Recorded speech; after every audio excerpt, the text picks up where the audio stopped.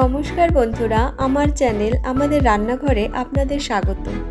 আজ আমরা বানাতে চলেছি সহজ পদ্ধতিতে শাহি টুকরার রেসিপি। এই শাহি টুকরা বানানোর জন্য কি কি উপকরণ লাগছে তা আমরা জেনে নিই। তিকোণ করে কাটা পাউরুটি, হাফ লিটার দুধ, 100 গ্রাম খোয়া, 100 গ্রাম চিনি, 1 চামচ ঘি, 1 চামচ গোলাপ জল, একটু কেশর, সাদা তেল। প্রথমে একটি প্যানে খানিকটা সাদা তেল ও 1 চামচ ঘি দিয়ে কেটে রাখা পাউরুটিগুলো হালকা বাদামি করে এপাশ ওপাশ ভেজে তুলে নেব। ঘি দিয়ে পাউরুটিগুলো ভাজলে একটা ভালো সুগন্ধ থাকে।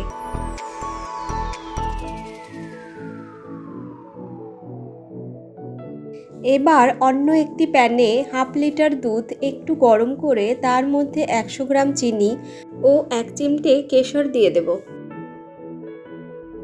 দুধটা হালকা গরম হয়ে চিনিটা গলে গেলে ভেজে রাখা পাউরুটির টুকরোগুলো কিছুক্ষণ এপাশ ওপাশ ডুবিয়ে তুলে নেব।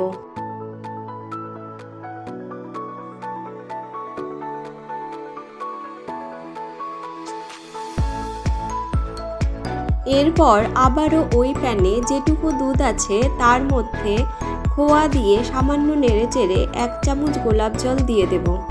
কিছুক্ষণ ফোটানোর পর দুধটা এরকম ঘন হয়ে আসলে তুলে রাখা পাউরুটির টুকরোগুলোর ওপর এই তৈরি করা দুধটা দিয়ে দেব। অবশেষে উপর থেকে পেস্তা বাদাম ও গোলাপের পাপড়ি ছড়িয়ে পরিবেশন করুন শাহি টুকরা।